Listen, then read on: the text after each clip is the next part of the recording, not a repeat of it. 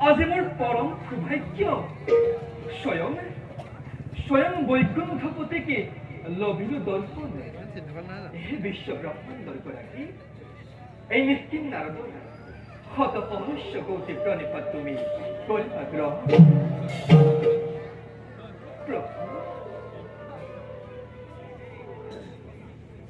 নাৰায়ণে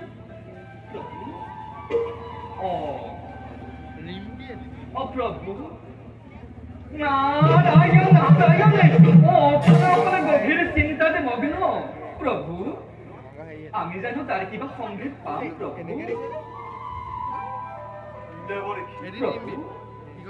এক মহাবিপর্যয়ের আগমনের বার্তা পাই ব্রহ্মা বিষ্ণু রুদ্র তিনিও আমি উপায়হীন হয়ে পড়েছি না এই মাত্র মহাকালে আবির্ভাব হয়ে দি গল মহাপ্রলয়ের আগজননী এই মহাপ্রলয়ত মহাসাগরের জলধারায় ডুবাই পেলাব সমগ্র পৃথিবী কোনো কতো বাছি নাথাকিব কিন্তু অখুন আৰু দৈত্যসকল ভয়ংকৰ হৈ উঠিব এইবিলাক সংহাৰ কৰিবলৈনো ৰুদ্ৰৰ কিমান সময়ৰ প্ৰয়োজন প্ৰভু অদুষ্টক দমন আৰু শান্তক পালন কৰিবই লাগিব প্ৰভু দেৱৰ্ষি তুমি কথাটো বৰ পাতলকৈ জনা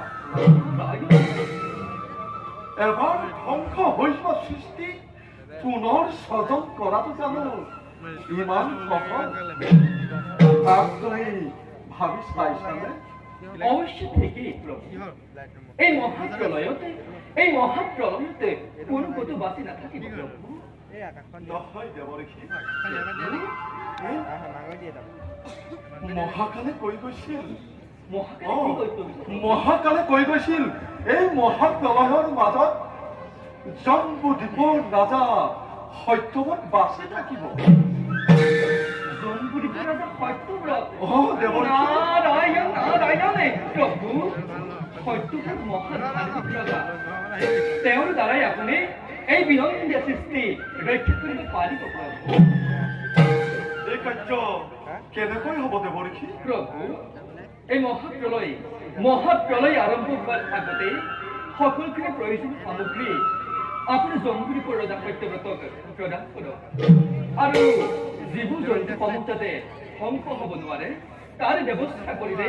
এই বিনন্দীয় সৃষ্টি আপুনি পুনৰ পাতনি মেলিব পাৰিব দেৱৰ্ষি প্ৰভু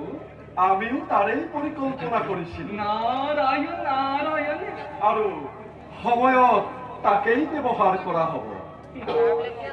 বাৰু দেৱৰ্ষি আপুনি মাজে মধ্যে আহি এনেদৰে আমাক বুদ্ধি ভৰসা দি থাকিব নাৰায়ণ নাৰায়ণ চালনা কৰে নিশ্চয় চালনাত পাৰিব প্ৰভু আৰু এই কথা মই আগতেই বুজিব লাগিছিল কিন্তু হে জনাৰ্দন তোমাৰ লীলা বুজিব নিশ্চিত নাৰদৰ মোৰ শক্তি নাই প্ৰভু বাৰু প্ৰভু পুনৰবাৰে আপোনাৰ শিষ্যৰণতে শত সহস্ৰ কোটি প্ৰণিপাত জনাই দাসে মাগিছ বিদায় যাওক দেৱৰ্ষি আপুনি এই বাৰ্তা মানৱ সমাজত প্ৰকাশ কৰকগৈ নিশ্চয় পৰম বিষ্ণু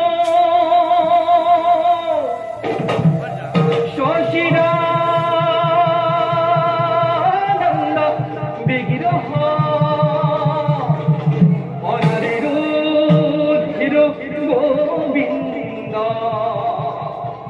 সর্বকারণ কারণ সর্বকারণ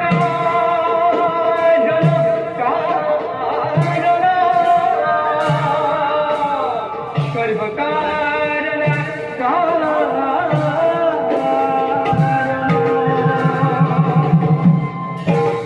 এ বৈকুণ্ঠ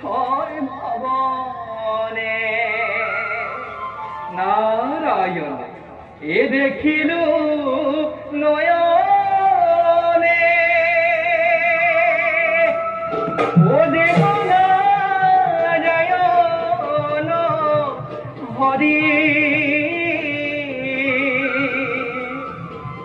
গভুরা তুলস রণতে নারায়ণ নারায়ণে গভুরা তুলস রণতে এ পুনরেনো পুরিবা দে এড়ু নজুন করি প্রভু এড়ু নজুন করি